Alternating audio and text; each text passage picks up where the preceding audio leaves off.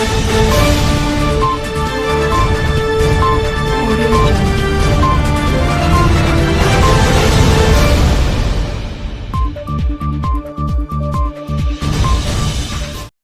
भर की ताज़ा तरीन खबरें देखने के लिए आप हमारे लंतरानी मीडिया न्यूज़ चैनल को सब्सक्राइब कीजिए और साथ ही बेल आइकन भी प्रेस कर दीजिए ताकि हम जो भी न्यूज़ अपडेट करें वो सबसे पहले आप तक पहुंच सके, क्योंकि कोशिश हमारी और हौसला आपका। मुअज़्ज़ज़ नाज़रीन किराम,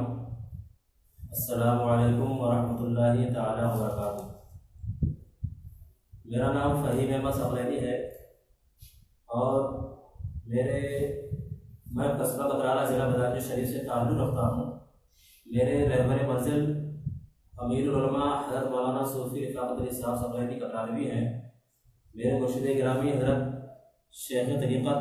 शाह मोहम्मद सकलैनी हज़ूर क़िबला क़ादरी मुजद्दिद नक्शबंदी हैं।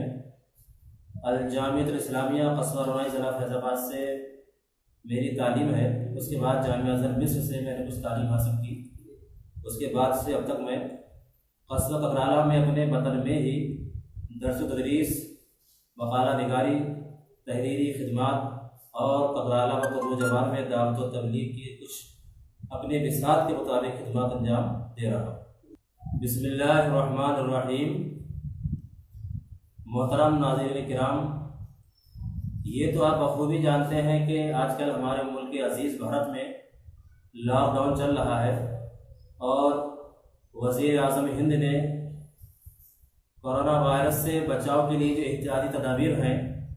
उनमें लॉकडाउन को रखा है और ये दूसरा लॉकडाउन 3 मई तक के लिए है। अब ऐसी सूरत हाल में जब ये दूसरा लॉकडाउन 3 मई तक के लिए है तो तकरीबन 9 या 10 रमज़ान इस लॉकडाउन के दरमियान आ जाएंगे। और सब जानते हैं कि अब तक नमाज जुमा और 5 वक्ता नमाजें, दीगर मजहबी इज्तिमाआत और दीगर और तकारीब पर पाबंदी है, यानी दफ़ा 144 भी नाफिज है और सोशल डिस्टेंसिंग का ही मसला है, यानी एक दूसरे से दूरियां बनाना है, दूर रहना है। तो अब ये तो अब तक लोगों ने 3 जुम्मों में किया कि लॉकडाउन में उन्होंने नमाजों को घर पर अदा किया, 5 वक्ता भी अदा कर रहे हैं। तो इसमें हिंदुस्तान के मुसलमानों को ये गौर करना है कि जिस तरीके से अब तक जो कुछ चल रहा है नमाज के सिलसिले में कि जुमे की नमाज में 3 या 4 या 5 आदमी हो जाते हैं, जुमा हो जाता है, और उसके साथ साथ 5 वक्ता नमाजों में 2-3 आदमी हो जाते हैं, यानी एक इमाम, एक मुअज्जिन और एक मुक्तदी। तो इसी के पेश नज़र इसी तरीके से हमें तरावी में ख्याल रखना है, यानी यही लोग तरावी भी पढ़ेंगे। दूसरी बात यह है कि रमज़ान करीब आते आते हुकूमत की तरफ से हमारे लिए जो कुछ भी पेश किया जाए, बताया जाए, पाबंदी बताई जाए कि तरावी के लिए 5 वक्ता नमाजों के लिए 3 लोग वहाँ पहुँच सकते हैं मस्जिद के अंदर, या 5 पहुँच सकते हैं, या हुकूमत की तरफ से, इंतजामिया की तरफ से जितने लोगों की इजाज़त हो उतने लोग मस्जिद में जाएं और वहाँ पर नमाज तरावी अदा करें। नमाज तरावी में तरीका वही रहेगा कि इमाम साहब जिस तरीके से पिछले सालों में तरावी पढ़ाते हुए आए हैं, यानी कुरान पाक, तो कुरान पाक का ख़त्म शरीफ जरूर करें, जिससे कि एक सुन्नत से महरूमी हमारे नसीब में ना आए और मस्जिद में उससे एक सुन्नत से महरूमी ना हो। दूसरे ये कि अब जितने लोग मस्जिद में जाएंगे उसके अलावा बाकी लोग जो बचे, अब वो लोग अपने अपने घरों पर नमाज अदा करें। और वहाँ पर भी हमें ख्याल करना है कि वहाँ पर हम अगर घर के अंदर हमारे कोई आदमी ऐसा है जो हाफिज़ कुरान है या हाफिज़ कुरान नहीं है, उसके अलावा आलिम दीन है, गैर हाफिज़ है, या वो दीनदार है, बाशरा है, इमामत के लायक है, वो नमाज पढ़ा सकता है, तो हम अपने घर के किसी ऐसे फर्द की इब्तिदा में नमाज तरावी अदा कर सकते हैं। अब अगर इस तरीके से लोग बाजमाअत घरों में तरावी अगर अदा करें तो उसमें भी हमें ये बात पेश नजर रखना है, मलूज़ खातिर रखना है कि घर के बाहर के दीगर अफराद उसमें ना आने पाए, इसलिए कि वो सोशल डिस्टेंसिंग की खिलाफ वर्जी में आएगा। लिहाजा जो लोग बाजमात तरावी अदा कर सकते हो घरों के अंदर करें, वरना इनफरादी तौर पर अकेले अकेले बगैर जमात के घरों की तरावी अदा करें। तरावी की जमात हो या दीगर और फराइज़ की जिनकी 5 वक्ता नमाजों की जमात, उसमें कई तरीके उसमें आते हैं। तो ये है कि अगर इमाम के अलावा एक आदमी है तो वो दाएं तरफ खड़ा हो जाएगा, इमाम से थोड़ा पीछे रहेगा, तो वो 2 लोगों की जमात बोली जाती है। उसके अलावा अब वो हुकूमत की तरफ से हमें ये मसला है कि 2 लोग 3 लोग हो सकते हैं, या घर के अंदर पढ़ना, तो कम से कम एक इमाम के पीछे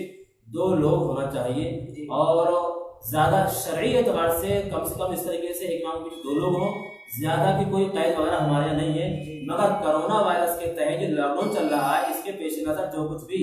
یہاں پر یہ چل رہا ہے تو گھروں کے اندر بھی ہم جو جماعت کریں گے اس پہ خیال رہے کہ زیادہ لوگ نہ ہونے پائے، 2 یا 3 ہی لوگ رہے۔ اس سلسلے میں عرض یہ ہے کہ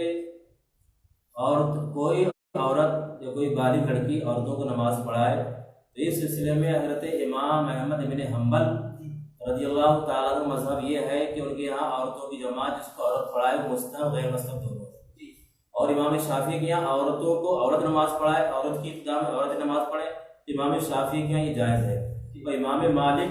ابن انس امام دار الہجرہ عالم مدینہ رضی اللہ تعالیٰ عنہ کے مذہب کے مطابق کوئی عورتوں کی تو نماز پڑھائے، عورتوں کی امامت کرے تو امام مالک رضی اللہ تعالیٰ کے نزدیک یہ امامت اور جماعت ناجائز ہے۔ اور ہم ہندوستان میں عام طور سے ہم لوگ حضرت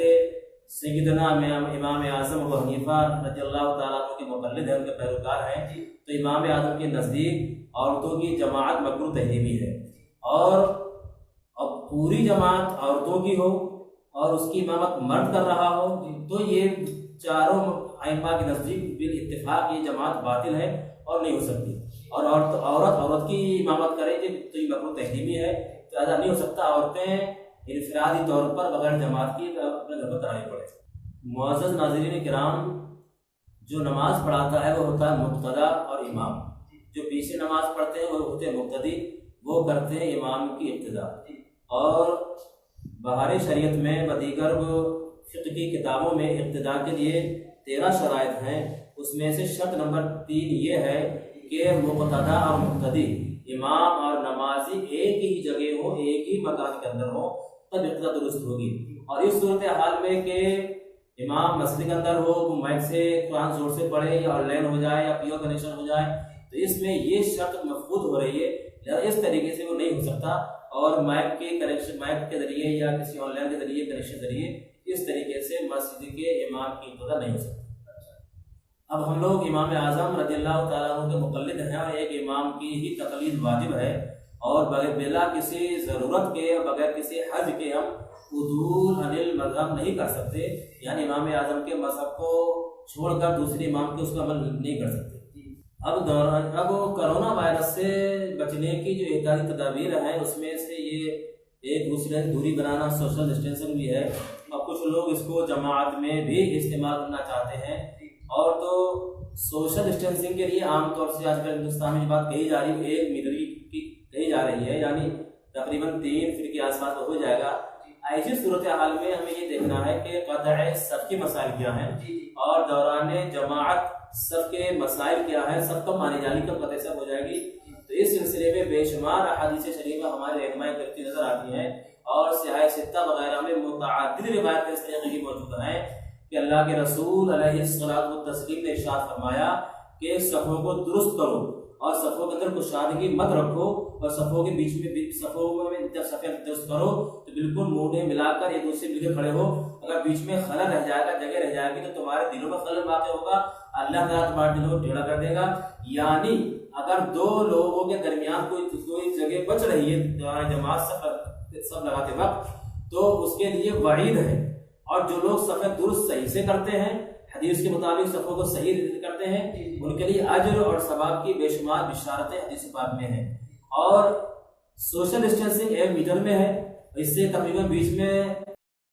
نمازی بیچ میں آ سکتے ہیں، تو یہ قطع صف ہو جائے گی، اس طریقے سے صورتحال نہیں بنے گی۔ جب حکومت نے ہمارے لیے پابندی لگا دی ہے کہ 5 وقتہ نماز کی جماعت میں 3 سے زیادہ، 2 سے زیادہ یا 5 سے زیادہ نہیں ہو سکتے، تو وہاں پر اس ڈسٹینسنگ کی سوشل ڈسٹینسنگ کی کوئی ضرورت نہیں ہے، اور مل کر ہی کھڑے ہو، اور جب جماعت ہوگی تب مل کر کھڑے ہونا شرط ہے، اس کے بغیر نماز نہیں ہوگی، یہ ضروری ہے۔ اللہ کے رسول صلی اللہ تعالیٰ علیہ وسلم نے اس سلسلے میں بھی ہماری رہنمائی فرمائی ہے،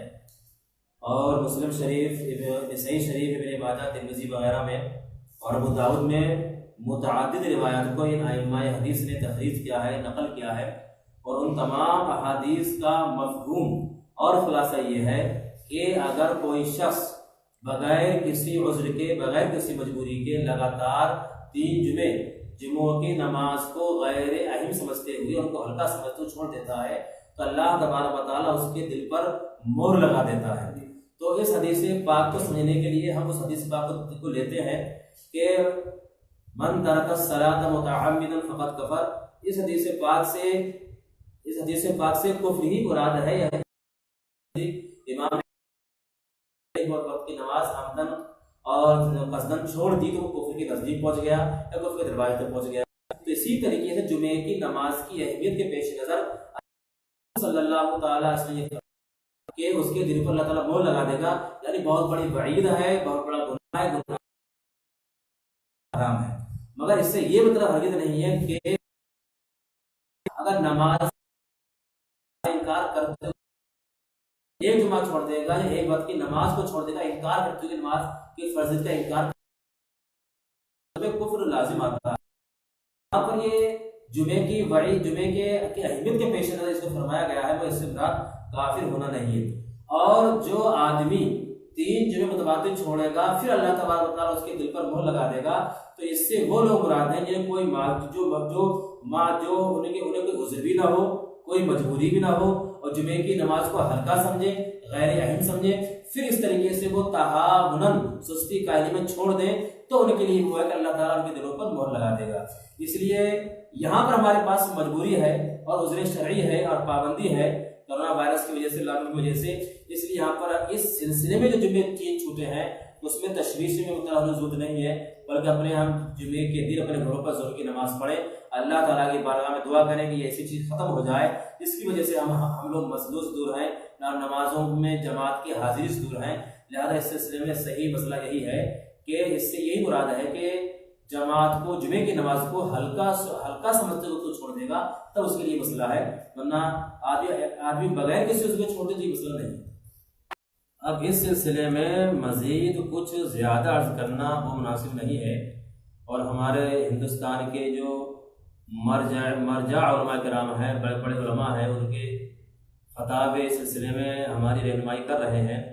اور سراج الفقہا حضرت مولانا مفتی نظام الدین صاحب کا ہی فتویٰ اس سلسلے میں ہمارے لیے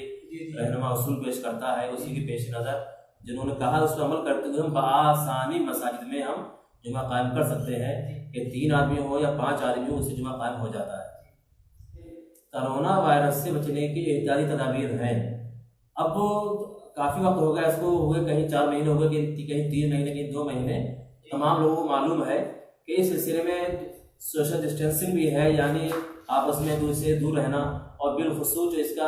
سے متاثر ہو اس سے ہم پرہیز کریں, اور لاک ڈاؤن کے